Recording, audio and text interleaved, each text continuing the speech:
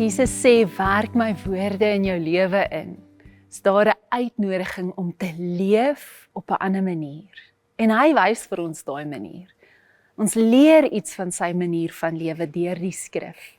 En ons lees uit die skrif saam vandag. Elkeen wat na hierdie woorde van my luister, sê Jesus, en dit doen, sal ek vergelyk met 'n verstandige man wat sy huis op die rots gebou het.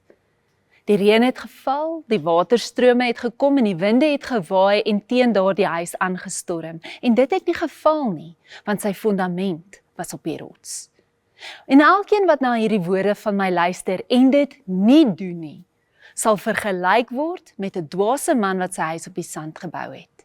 En die reën het geval, die waterstrome het gekom en die winde het gewaai en teen daardie huis aangestorm. En dit het geval. En sy val was groot. Toe Jesus hierdie woorde geëindig het, was die skare verslae oor sy leer, want hy het hulle geleer soos een wat gesag het, en nie soos die skrifgeleerdes nie.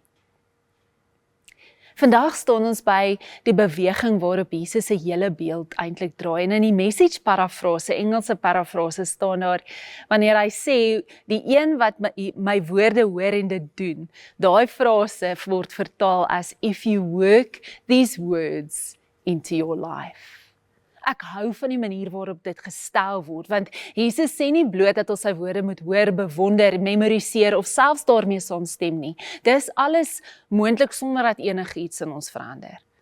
Hy sê, hierdie woorde moet so deel van ons lewe word, dat dit eintlik sigbaar word in die manier waarop ons leef. En dit bring ons by hierdie beeld weer van 'n huis. 'n Huis word nie in een oomblik gebou nie. Niemand staan voor 'n leestuk grond, neem een groot besluit en tada, volgende oomblik staan die huis nie. 'n Huis word stadig gebou. Grond moet voorberei word, fondamente word gegrawe. Die een laag kom op die volgende, steen vir steen, dag na dag. En baie van die werk lyk aanvanklik klein en onindrukwekkend, maar elke klein deel word uiteindelik deel van iets wat kan bly staan.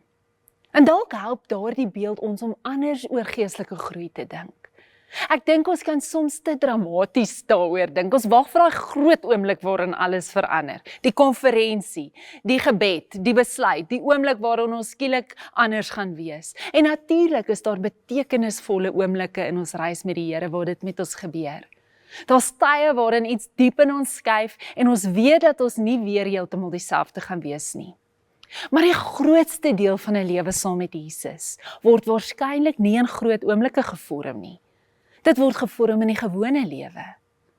Dink aan hoeveel klein oomblikke daar elke dag is, waarin ons kan kies uit watter fondasie ons gaan leef.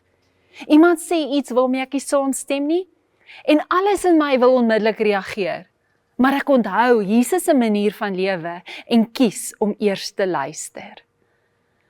Of bekommernis begin my gedagtes oorneem. My natuurlike reaksie is om elke moontlike scenario deur my kop te laat gaan en iets te probeer beheer wat ek nie kan beheer nie. Maar hierdie keer stop ek en ek haal asem. Ek word bewus van die Here se teenwoordigheid en ek sê, Here, ek vertrou U hiermee want U is die rots waarop ek my lewe bou. Hierdie dinge kan klein voel, maar dit is hoe 'n goeie fondament gebou word. En terwyl ons dit doen, word ons stadig gevorm deur 'n leeftyd van klein ja's. Ja vir sy manier van lief hê, ja vir vergifnis, ja vir die waarheid, ja vir diens, ja vir die mense wat voor my staan. En dalk vandag in jou oefening, in jou eenkant kom tyd, is om na die Here toe te kom met die gewone van jou lewe. Wat is daar in jou dag, 'n afspraak, 'n besluit wat jy moet neem, 'n belangrike vergadering wat die toekoms van dinge gaan bepaal? Praat met hom daaroor en vra vir hom, Here, wat is die ja wat U my vra om te sê, sodat ek kan leef soos wat U woord my leer om te leef, dat ek kan leef soos Jesus in die plek waar U my geplaas het. En dit is die gebed van ons hart, Here. Mag die woord ons lei, mag die woord ons leer, maar bo alles mag U woord ons vorm. In Jesus naam, amen.